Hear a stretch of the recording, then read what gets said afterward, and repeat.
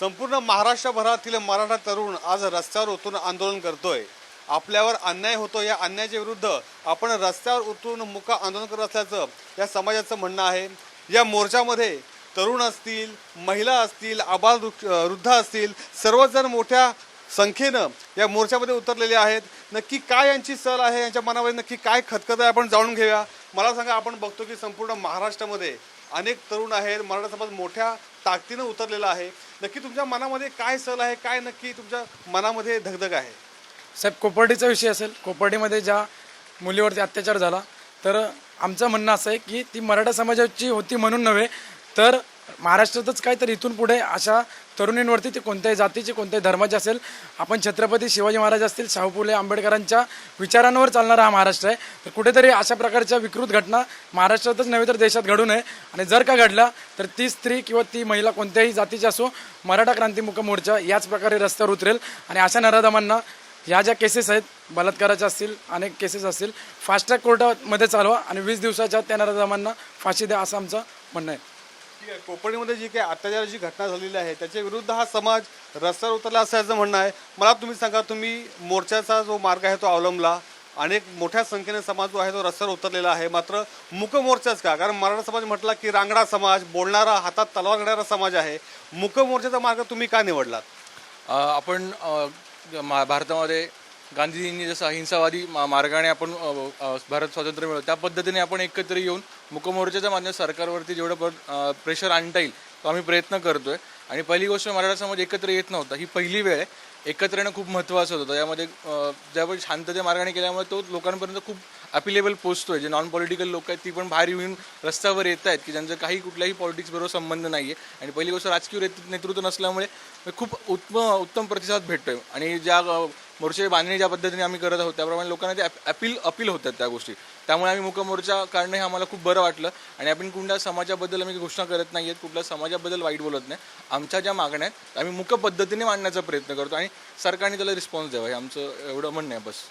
तर आपण पाहिलं की अगदी छत्रपती शिवाजी महाराजांच्या काळापासून मराठा समाज जो आहे तो सत्तेमध्ये आहे, सदन आहे। मग अशा वेळी कशा प्रकारचा अन्याय नक्की तुमच्यावर होतो असं मला वाटतंय, आणि याला जबाबदार कोण आहे असं तुला वाटतंय? आधी सरांना जय जाऊ जय शिवराय। मी एक विद्यार्थी आहे, विद्यार्थ्यांचा काय प्रश्न असतात ते मला सगळ्यांना चांगलं माहिती आहे। आज मराठा समाज म्हणून मी मराठा समाज जन्माला आलो। मराठा समाज म्हणजे एक पहिल्यापासून ऐकत आलो जन्मापासून की एक सगळ्यात उच्चस्तरीय समाज म्हणून मानला जातो मराठा समाज। 10वीपर्यंत असतो काय वाटलं नाही। माझे मित्रसुद्धा वेगवेगळ्या जाती धर्मातले आहेत, त्यांच्यासोबत वावरताना काय वाटलं नाही। पण जेव्हा महाविद्यालयीन शिक्षणासाठी मी शाळेच्या यातून बाहेर पडलो, त्यावेळेस पहिल्या पायरीवरच ज्यावेळेस आम्हाला शिकवलं जातं की समता समता बंधुभाव हे शिकवलं जातं, त्या काळात ज्यावेळेस मी महाविद्यालयाची पायरी चढायला गेलो त्यावेळेस मला वेगवेगळ्या ठिकाणी महाविद्यालयीन प्रवेश नाकारला गेला। महाविद्यालयीन प्रवेश नाकारला का गेला? माझ्यापेक्षा ज्या माझ्या मित्रांना कमी पर्सेंटेज होते, त्यांना जर माझ्यापेक्षा गुणवत्ता कमी असणाऱ्या विद्यार्थ्यांना जर माझ्यापेक्षा जर पुढचे स्थान भेटत असेल तर माझ्या मनाचं एक खर्चीकरण झालं। माझ्या मनात खर्चीकरण झालं, याच्यावर मी दोन वर्ष मी विचार केला, का मला डावलं जाते, का मी मराठा समाजातून जन्माला आलो म्हणून माझी काय गलती आहे? माझी गुणवत्ता कमी आहे। माझी गुणवत्ता कमी असेल तर मला जरूर नाकारलं जावं, पण माझी गुणवत्ता कमी नसताना मला नाकारलं जाते, हा माझ्या मनात एक खर्चीकरण झालेलं।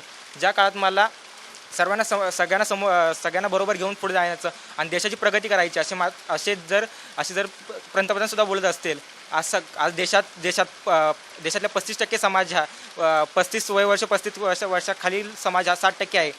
पण ज्यावेळेस आम्ही महाविद्यालयातून बाहेर पडतो त्यावेळेससुद्धा आम्ही कोणत्या तरी छोट्या मोठ्या महाविद्यालयातून आमचं शिक्षण पूर्ण करायला लागतं। त्यानंतर महाविद्यालयातून आम्ही छोट्या मोठ्या महाविद्यालयात शिक्षण पूर्ण केल्यानंतर आम्हाला नोकरीसुद्धा अडचणी येतात। यामुळं जर आम्हाला चांगल्या नोकऱ्या भेटल्या नाहीत तर आपल्या जर देशाची महाराष्ट्राची प्रगती कशी होणार, यासाठी मी मराठी मुक क्रांती मोर्चात सहभागी झालो। आणि इथून सुद्धा पुढे आम्ही मराठी क्रांती मोर्चा जिथे जे मोर्चे होतील त्यात आम्ही सहभागी घेणार आहे। आणि असंख्यच्या संख्येने आम्ही मराठी विद्यार्थ्यांना मोर्चा सामील होण्याचं निवेदन करत आहे। ठीक आहे, मला तू सांग की जसं आता ह्याने सांगितलं की अगदी देशाच्या स्वातंत्र्यानंतर देखील, त्याच्या आधी देखील मराठा समाज जो आहे सत्तेमध्ये होता, तरी देखील आपल्याला अन्याय होतोय, न्याय मिळत नाही आहे।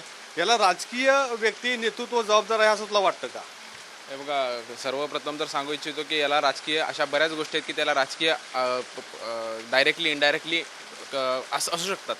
पण आता सध्या त्या गोष्टींवर फोकस न करता सध्या ज्या गोष्टी आम्हाला आता भेडसावत आहेत, आरक्षण असू द्या जे काय आता ॲट्रॉसिटीचा अजून तुम्ही विषय काढलेला नाही आहे, पण जी घटना घडली त्या घटनेनंतर जी खतखत मराठा समाजाच्या मनातून बाहेर निघाली, त्याच्यातून एक स्पष्ट होतं आहे की कुठेतरी या समाजाच्या मनात खतखत आहे की आपण बोलावं, आपण करावं. आजपर्यंत सर्वांना एकत्रित घेऊन जाणारा हा समाज आज कुठेतरी मागे पडत चालला आहे. म्हणजे जो मूळ प्रवाह समजवत होते की ज्या मूळ प्रवाहात आणण्यासाठी इतर समाजांना आरक्षण देण्यात आलं, तो मूळ प्रवाह हा मराठा समाज होता. कदाचित असेलही, पण त्याच्यानंतर आज मूळ प्रवाहातून कुठेतरी तो समाज पुढे गेला आहे आणि आम्हाला त्यांचा मूळ प्रवाह जाण्यासाठी आरक्षणाची गरज आहे. की या गोष्टींना एकत्र करून, आता मी फक्त आरक्षणावरच बोलतो, पण या गोष्टींना हे करण्यासाठी सर्व स्तरावरती आम्हाला कुठेतरी आरक्षण मिळालं पाहिजे. शिक्षणात तर मिळालंच पाहिजे, नोकरी धंद्यात सगळ्या गोष्टीत आरक्षणाची गरज आहे. म्हणून हा मराठा मुक्का मोर्चा हा जोपर्यंत आमच्या मागण्या पूर्ण होत नाही तोपर्यंत चालू राहणार.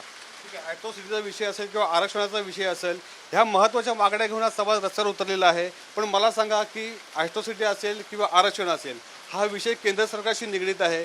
महाराष्ट्रामध्ये मोर्चे जर आपण काढले तर त्याचा प्रभाव किंवा परिणाम केंद्रावर होईल का, ते तुम्हाला आस्थेनं सहानुभूतीनं बघून तुमचा मार्ग प्रश्न जो आहे तो निकाली काढतील असं वाटतंय का? आम्ही महात्मा गांधीजींच्या देशात राहतो. पहिलं आमचं कर्तव्य अहिंसेच्या मार्गाने आम्ही जी गोष्ट पाहिजे ते आम्ही मागणार आहे. आम्ही आज महाराष्ट्रात राहतो तर आम्ही दिल्लीला तर जाऊन आंदोलन करून जमणार नाही. म्हणून आम्ही मुळात आमच्या राज्य सरकारला आमच्या वेदना सांगतोय. या वेदना ज्या आहेत, या वेदना अजून पुढं वाढून आम्ही पुन्हा दिल्लीला जायची पण आमची तयारी आहे. पण सध्या आता आम्ही अहिंसात्मक मार्गाने आम्ही आमच्या मागण्या मागतोय आम्ही राज्य सरकारला. ॲट्रॉसिटी हा कायदा केंद्र सरकारचा आहे की राज्य सरकारचा, आत्ता सध्या त्याच्यावरती आम्ही कोणीच विचार करत नाही. सध्या आत्ता ज्या मुकमोर्चात जे आहेत त्यांना हे प्रश्न आहेत की आमच्या या ज्या मागण्या आहेत या फक्त आम्हाला मान्य करायच्या आहेत. मग तो केंद्राने विचार करो किंवा राज्य सरकारने विचार करू.